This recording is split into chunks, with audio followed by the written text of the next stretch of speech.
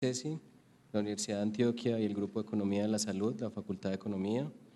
Hemos tenido el apoyo también de organizaciones como el Banco Mundial, el Banco de la República, la Fundación Santa Fe, la CEPAL de Naciones Unidas, el Ministerio de Salud, y también hemos tenido el apoyo muy importante financiero de la organización SURA, de la organización Confandi y la EPS SOS, de Tecnoquímicas, Comeva Medicina Prepagada, Medicarte y Audifarma. Entonces, con esto quiero dar una pequeña presentación del doctor Grossman, quien es nuestro conferencista central. El doctor Grossman va básicamente a hablarnos de la relación que existe entre la escolaridad y la salud. ¿Qué hay de nuevo? Básicamente lo que el doctor Grossman nos va a contar es un trabajo que ha hecho durante los últimos 5 años de sistemáticamente revisar la literatura y encontrar no solamente cuál es la relación, cuáles son los efectos, cuáles son las implicaciones de política, sino también algo de los mecanismos. Les repito que la presentación del doctor Grossman es en inglés, todavía pueden, si alguno necesita traducción, va a haber traducción simultánea. Y les voy entonces a dar un resumen de la hoja de vida del doctor Grossman, que pues, es muy larga, entonces esto es muy corto y no le hace justicia a la calidad, digamos, de investigador que tenemos en este momento. Dr. Grossman es profesor distinguido de Economía de City University of New York, que es más conocida como CUNY, y es el director del Programa de Economía de la Salud del National Bureau of Economic Research, el NBER de los Estados Unidos. Es coeditor del Review of Economics of the Household y de otro journal que se llama Advances in Health Economics and Health Services Research. Es editor asociado del Journal of Health Economics y del Journal of Human Capital. Es miembro del Instituto de Medicina de la Academia Nacional de las Ciencias de los Estados Unidos. Fue presidente del Institute Economic Association y es el actual presidente de la Sociedad Americana de Economistas de la Salud.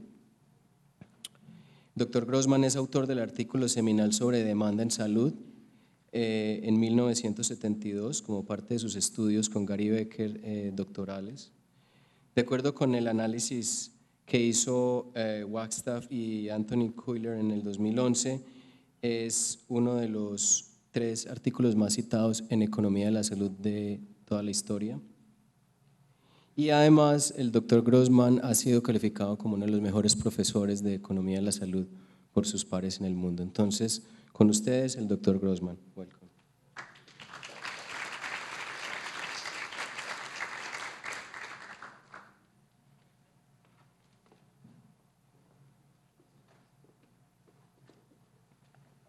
Thank you, and thank you for inviting me.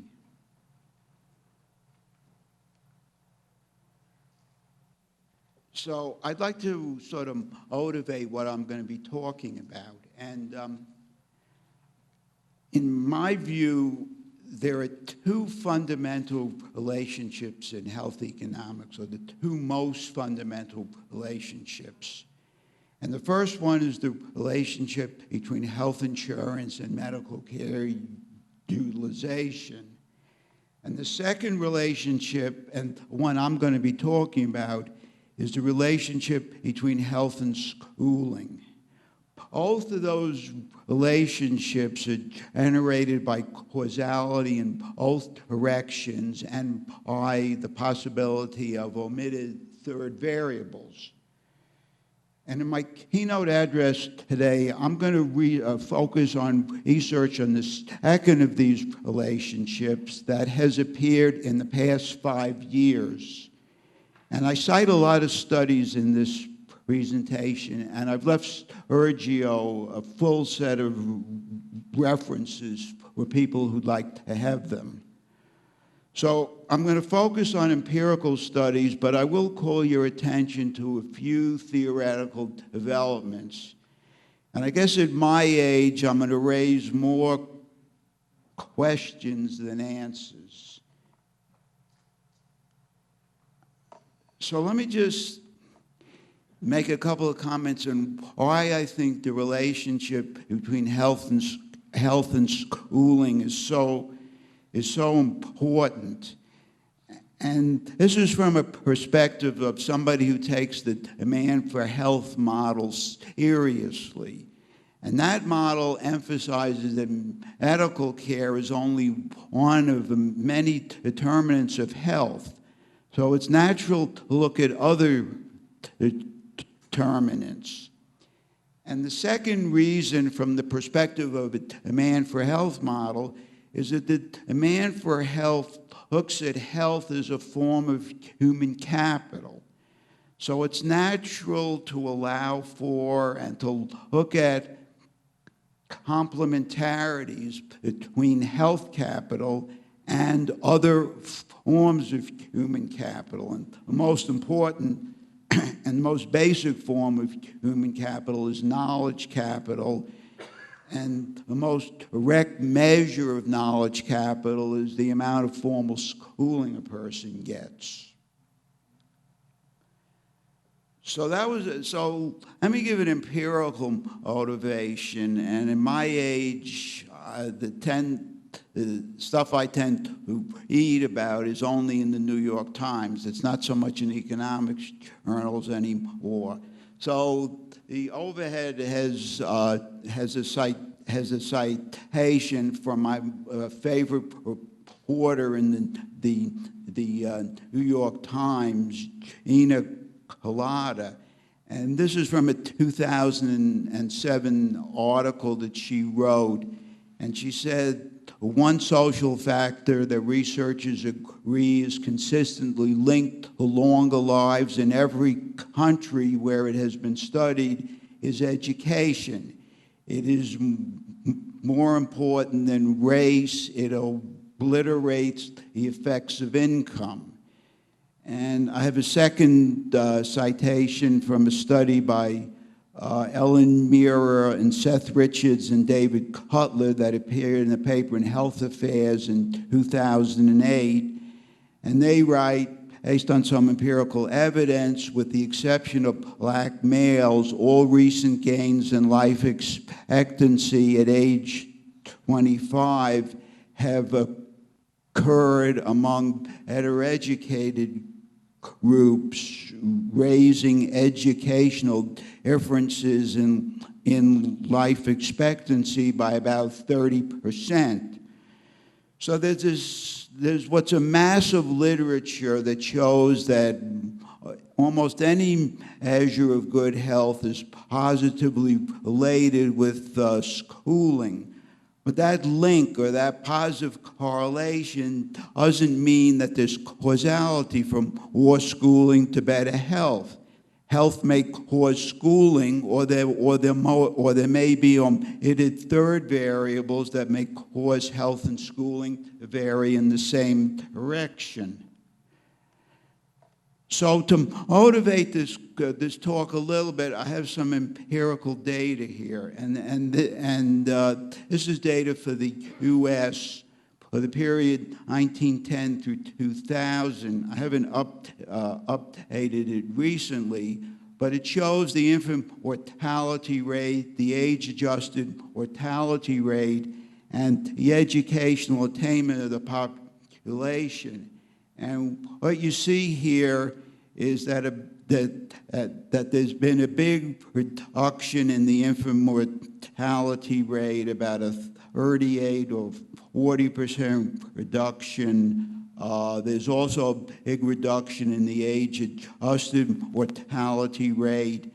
And at the same time, there's been a big increase in the fraction of the U.S. population with at least a college degree. And in terms of some magnitudes of these effects, the infant mortality, there was a 20-fold reduction in the infant mortality rate from 1910 to 2000.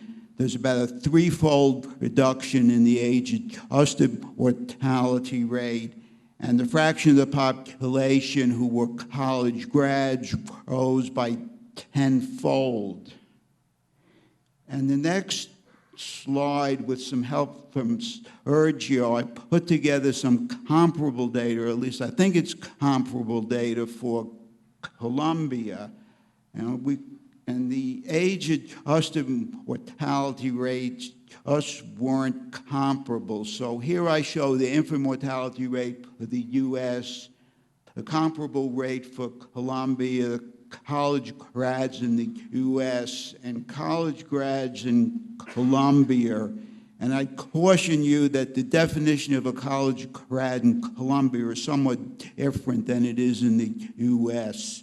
But what you see here, and these are data from 1960 through 2000, and the infant mortality rate in Colombia throughout this period was about 4 times as big as the U.S. rate. But each of these rates fell a lot. Each of them fell by about 4-fold from 1960 through 2000. There was a 3-fold increase in the college graduate rate in the U.S., and there was a much bigger increase, a 9-fold increase in Colombia over the same period. So it'll be a multivariate analysis. This is for the U.S. data. And I ran the infant mortality rate and the age-adjusted mortality rate on the fraction of the population with a college education. And I have a cubic time trend in these models. And you see there's a negative and very significant effect of schooling. And the increase in college schooling accounts for about 38% of the reduction in the infant mortality rate in this period, and accounts for about 50% of the reduction in the age-adjusted mortality rate. Now, of course, this is really just an accounting exercise because it doesn't allow for reverse causality from better health to more schooling, and it really doesn't take account of third variables. The time trend is a very crude way of doing that, and there are a lot better ways of doing it. So in the remainder of my talk, I'm going to focus on empirical studies that have tried to establish causality from more schooling to better health. But before I do that, I'd like to just summarize just real fast a couple of reasons why there might be causality in both directions.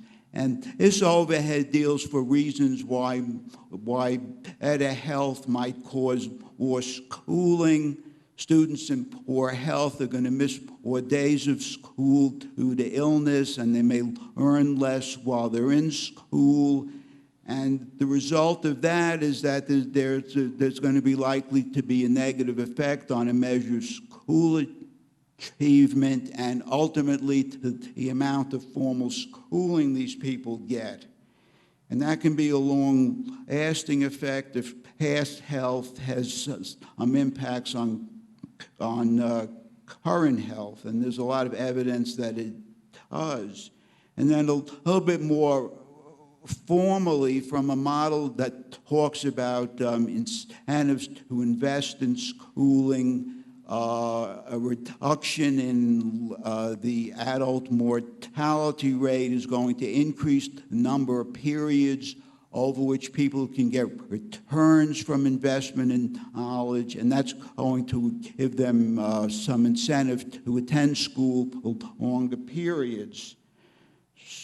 Oh, if you look at causality from schooling to health, there's a productive efficiency hypothesis, and that is the hypothesis that more educated obtain more health outputs from given amounts of medical care and other inputs. The more educated are able to squeeze just a little bit more health out of given amounts of these inputs. And there's a related type of efficiency effect, that's the allocative efficiency hypothesis. And that postulates that the more educated pick a different input mix to produce certain commodities than the less educated. And the mix picked by the more educated gives them more output of that commodity. So I just talked about reasons why there might be causality from health to schooling, reasons why there might be causality from schooling to health. And then there's the omitted third variables hypothesis, and that's best associated with Victor Fuchs, who in 1982 proposed the time preference hypothesis. And that's the hypothesis that persons who are more future-oriented will have incentives to attend school for longer periods of time and are also more likely to make investments in their own health and in their kids' health. So let me just talk about, just real quick, about just a couple of very recent theoretical developments in this area before I turn to the empirical side. And the first one, it was an international health economics session at the most recent IHEA conference, and you see the title of that session. And there was a paper given by Audrey Laporte, which had this very catchy title, "Should the Grossman model retain its iconic status in health economics?" If the answer to that was no, Sergio and Ramiro told me that they were going to uninvite me to this conference. But she didn't answer it no. He did answer it yes, but in the context of a very limited model. Now, in all honesty, he has a revised paper, which he sent me about a week or so ago, which I haven't read yet, but does really deal with a couple of issues that I thought were not dealt with in the first version. So I'm looking forward to reading it. And then there's another paper by Lammer and Van Kippelschluss, which was given at the ASH conference in Los Angeles in June of 2014. And they have in that they cite in that, they have this quotation which says that currently we still lack a comprehensive theoretical models in which the stocks of health and knowledge are determined simultaneously. A rich empirical literature treating interactions between schooling and health underscores the potential payoffs to this undertaking. And that's from a 2000 paper written by an old discredited economist. That's me. I said that. But the issue I want to raise is how we can go beyond the following simple structural model. This model is not based on their paper. This is the model that underlies a lot of work in the literature I'm going to be talking about. And it's a model in which the amount of health demanded depends on schooling, it depends on the prices of health inputs, it depends on assets, and it depends on time preference. And along the same lines, the amount of schooling, the amount of education depends on health, the cost of health, of schooling inputs, assets, and time preference. They try to tackle that. They do comparative static dynamics, but or comparative dynamics, but they make a bunch of real simplifying assumptions. which I didn't find very satisfying. But in all honesty, they also sent me a revised version of their paper, so I'm looking forward to reading that as well.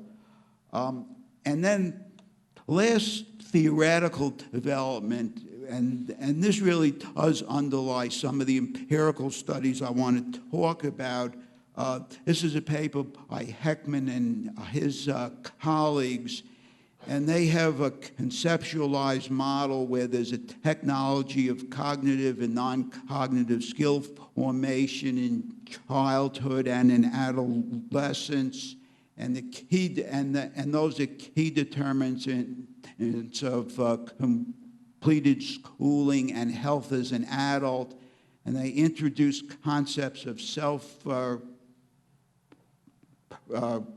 productivity, skills produced early in life have impacts on skills at later stages, and what they call dynamic complementarity. Early investments raise the marginal product of later investments, and they make the point that investments in adolescence have much larger payoffs, and earlier investments have been made. And they also emphasize the importance of non-cognitive skills, the big five personality traits, which are conscientiousness, openness, extroversion, agreeableness, and eroticism. And those are the third variables which they can actually measure and hold constant. So this, this is a kind of a new quasi-theoretical, but really an empirical development, and that's a new type of causal relationship from schooling to health. So there's a lot of literature that indicates that parent schooling has impacts on their kids' health, may have causal impacts on their kids' health. So they have a paper that argues that the time of adult children is an input into the production of their elderly parents' health, and that the amount of schooling the adult kid has obtained will have impacts on the efficiency of that time. And they actually have some evidence that adults' offspring schooling has positive impacts on their elderly parents' survival. So I guess the reason I'm still around here is that my kids have a lot of schooling. So look, let me just now talk to some of these empirical studies. And what I'd like to do in the time that's left is to give you some feeling of the techniques that these studies used and what the findings are. So there are three types of studies. There are studies that try to enter as many third variables as possible. And then there are studies based on twins. So these studies look at identical twins where there's variation in the amount of schooling that each twin got and in health outcomes. And then there are instrumental variable studies, and I'll say more about what those studies do in a minute. Now, the studies by Heckman and his colleagues are really part of the third variable studies, but they're much more complicated, much more sophisticated for reasons that I indicate here. They use very sophisticated statistical empirical techniques, and by sophisticated, I mean techniques that go about 50 miles over my head.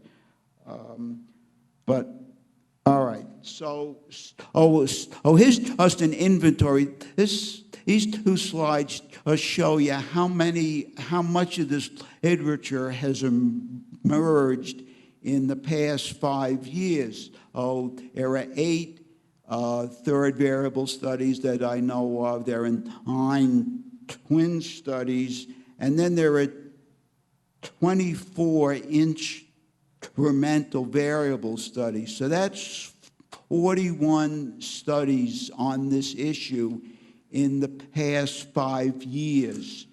And I'm not going to talk about all these studies. Obviously, I can't do that. But I would like to highlight just a couple of them, starting with the third variable study. So all the third variable studies that I know of find positive and significant effects of completed schooling on at least some key measures of adult health and also on beneficial health behaviors such as diet, the lack of smoking, and so on.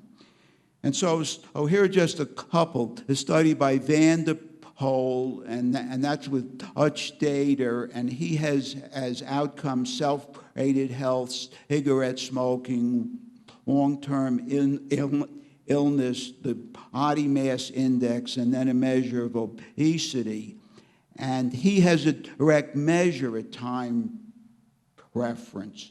So he puts that in, finds that it has some effect, but not much, but the schooling effect holds up. It's a little small and not that much smaller. And then this paper by Conti and Heckman, that's with British data, and they hold constant cognitive and non-cognitive ability at age 10 and also health at that age, and their focus is on outcomes at age 30, and these outcomes are self-rated health and daily smoking and obesity, and they find that the education effects are that education shows up with beneficial effects on these outcomes, and the education effects are bigger of those with more cognitive ability and for those with less non-cognitive ability. So more education compensates for less cognitive ability, non-cognitive ability. And now, so here are some more third variable study. The study by Savelevov is based on a very interesting data set, which some people might not know about. This is the term life cycle study, and these are high-ability kids. They're basically all geniuses. They have IQs bigger than 140, and they were 11 years old in 1921, and they were followed through 1991. They were all high school grads, and for men, graduation from college raises life expectancy at age 30 by about 9 years compared to non-college grads, and that holds a number of variables constant, holds IQ constant, holds the big five personality traits constant. And then there are twin studies, and these are based on identical twins, so-called oncozygotic or MZ twins. And I'm going to skip through some of this, but these are, I labeled this as a point-counterpoint because some of these studies find no effects, some do find effects, and they're based on data in different countries. So there's a 2013 study in the UK finds no effects on obesity, smoking, and physical health.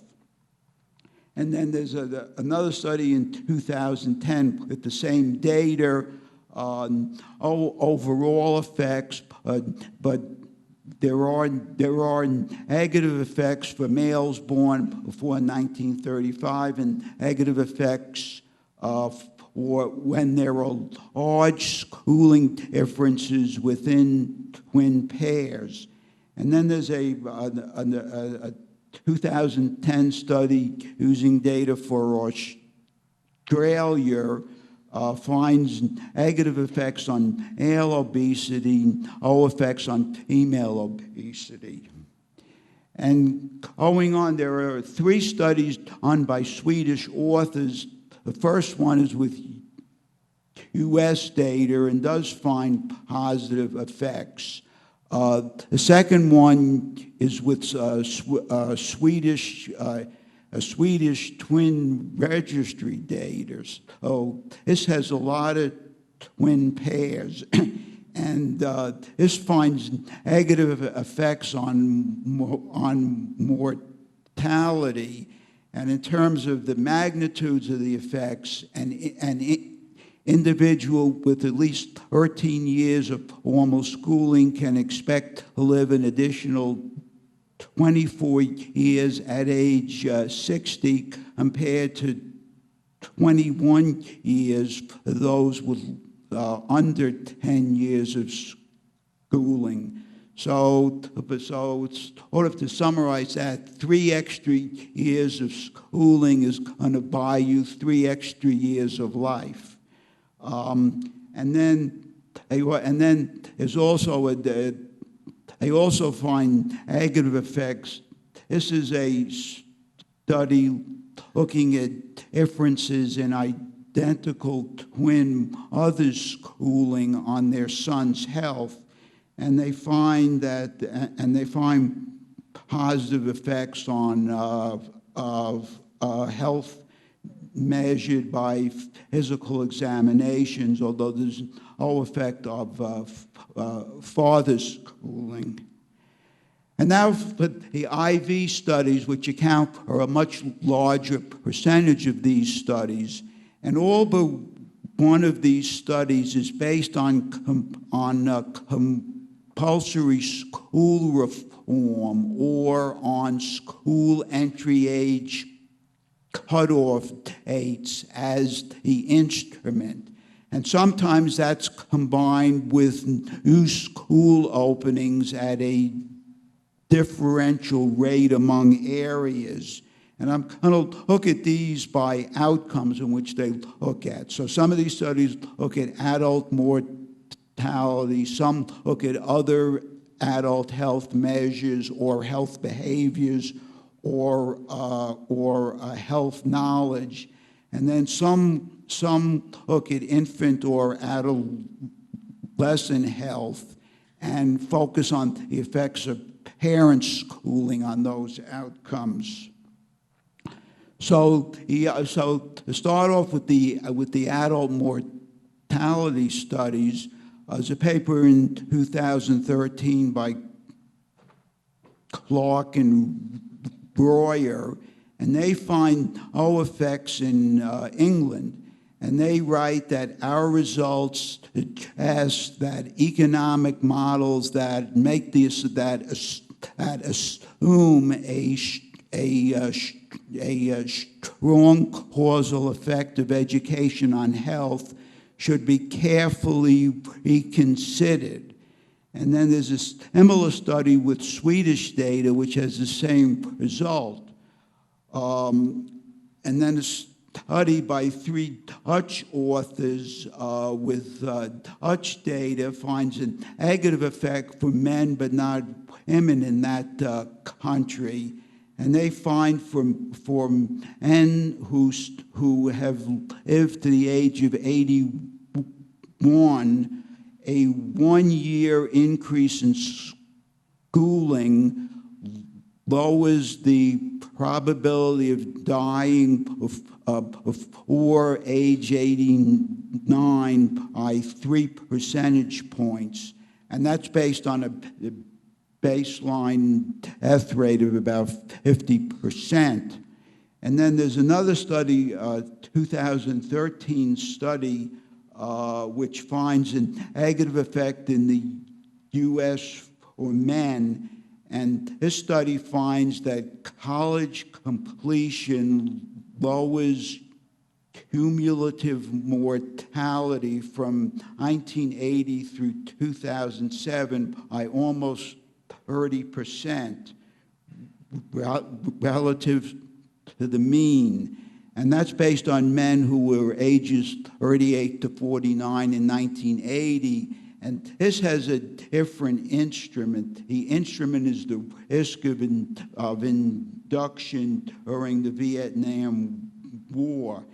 And I would say that based on the third and fourth studies, the conclusion reached by Clark and Royer is somewhat premature.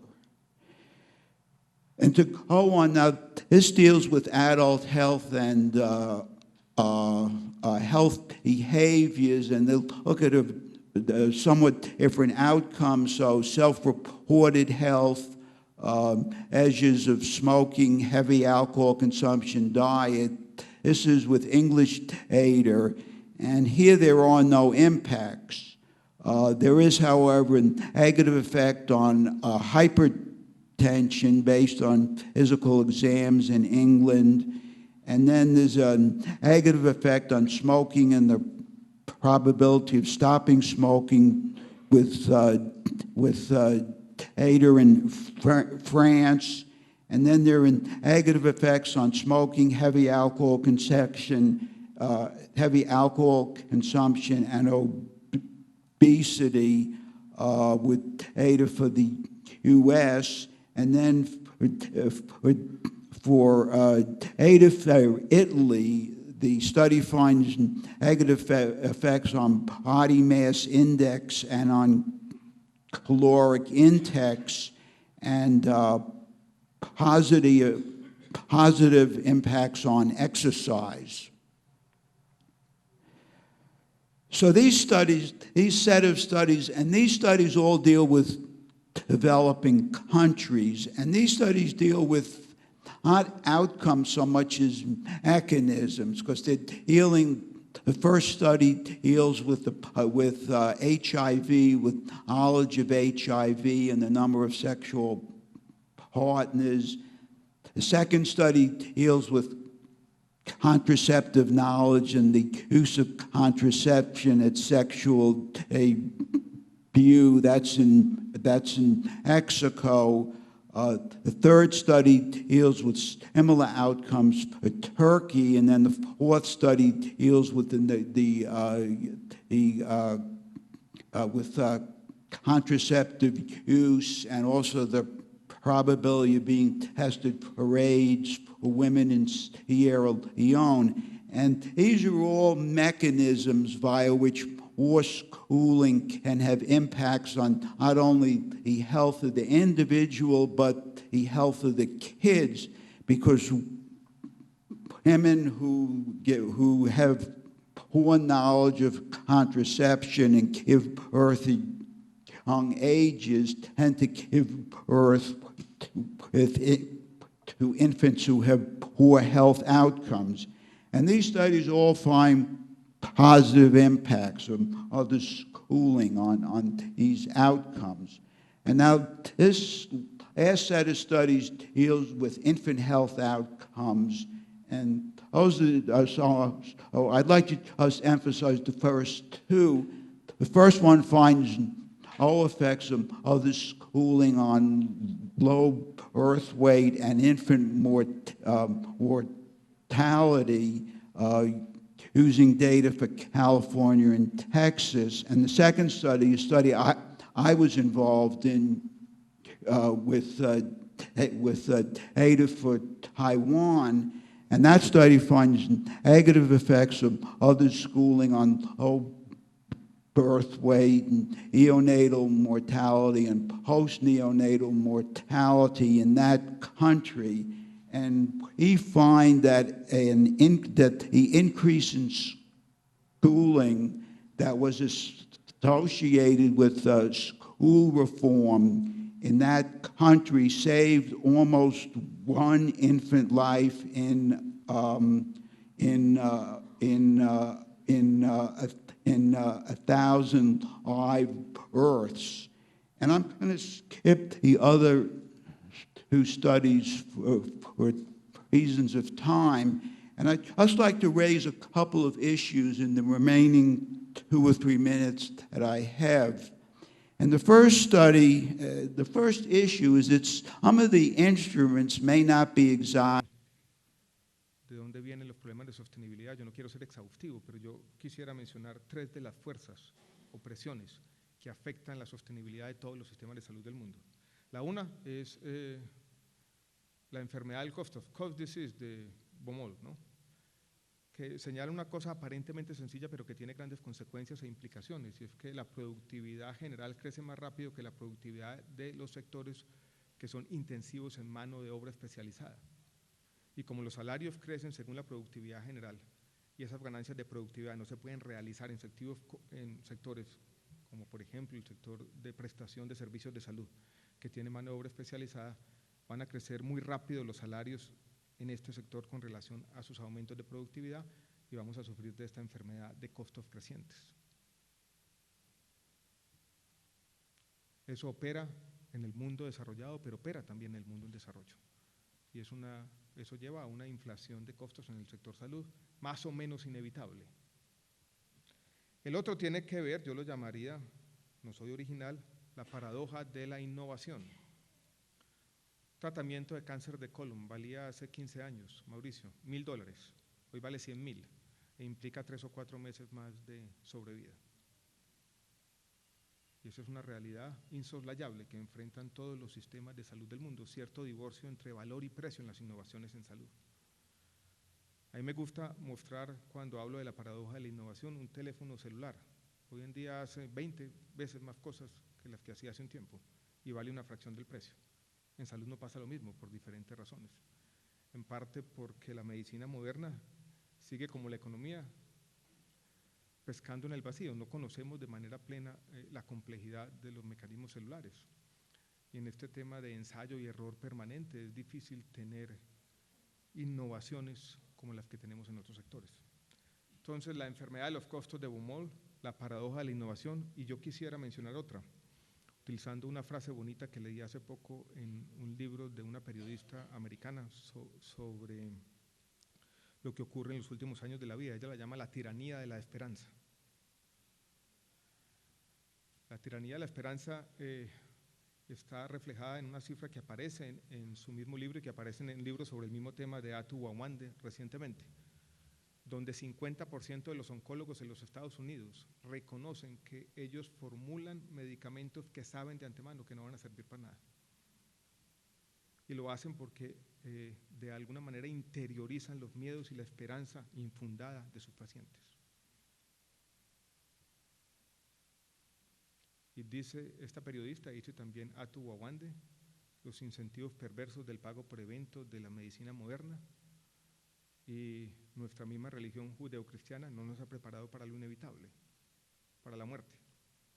Y esa tiranía de la esperanza sigue siendo una suerte de presión permanente para todos los sistemas de salud. Con eso tenemos que lidiar, con las dificultades éticas que eso implica.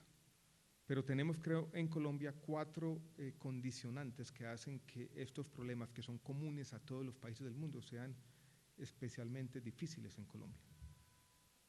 La presión tecnológica ya la mencioné, y la presión tecnológica es más difícil en Colombia, creo yo, por un hecho que ya mencionamos, señalado, que es el bajo gasto de bolsillo. Hace poco un médico veterano me mencionaba lo siguiente. Me dijo, en el año 90, 91, en la década de los 80, una familia tenía un paciente con problemas y era pidiéndole al médico desesperada que lo sacara de la unidad de cuidados intensivos. Hoy la misma familia diría, déjelo ahí todo el tiempo. Son los incentivos complejos, yo no quiero soslayar las dificultades éticas, pero son los incentivos complejos que implican el bajo gasto de bolsillo. Y la excesiva judicialización, si a Inglaterra entra una nueva tecnología, el Estado no la pagará con recursos públicos hasta que el NICE no la haya evaluado. Aquí en Colombia entra la nueva tecnología, tiene registro sanitario y mañana la estamos pagando vía recobro, CTC o tutela con recursos públicos. Entonces somos especialmente vulnerables a la presión tecnológica. Doctor Jaimberto, con o sin ley estatutaria. Esto es una realidad política y yo diría una realidad sociológica también que tiene que ver con esa baja disponibilidad a pagar de los colombianos en salud. Entonces la presión tecnológica es más fuerte en Colombia que en muchos países de la región. La presión demográfica, que la mencionaba Jairo Humberto, la sufren todos los países. En el mundo desarrollado, por supuesto, es un problema más grande que aquí. Pero Colombia tuvo en los años 60, en el año 64 alcanzamos el pico del número de hijos por mujer. Ese mismo año se creó Profamilia en Colombia. Y tuvo después Colombia una transición demográfica que los demógrafos, incluida mi colega en la Universidad de los Andes hace poco tiempo, Carmelisa Flores, la llamaban espectacular, de lo rápido que fue, décadas del 60 y sobre todo décadas del 70. Eso hace que una generación y media más adelante estemos viviendo un envejecimiento de la población particularmente acelerado, sobre todo en el centro de Colombia, en la zona cafetera, en Antioquia. Allí hay una presión adicional. Si ustedes quieren entender cuáles son los retos que le tocan al sistema de salud 10 o 15 años adelante, hablen con José Fernando Cardona de las 9 EPS, que ya tiene una población con ese perfil y se darán cuenta que no es fácil la vida con una pirámide distinta. Pero allí vamos a llegar también, y repito, nuestra transición demográfica, que por diversas razones fue más acelerada que en la región, creo que solo en Costa Rica se dio más rápido, nos impone un reto adicional. El otro yo lo llamo presión socioeconómica, donde hay dos factores que hacen a Colombia peculiar, no único, pero sí que acentúan este problema. Uno ya lo mencioné, la baja disponibilidad a pagar, y el otro tiene que ver con el crecimiento de nuestras clases medias en los últimos 12, 13 años. La clase media en Colombia, y yo hice el último estudio, se multiplicó por 2 del año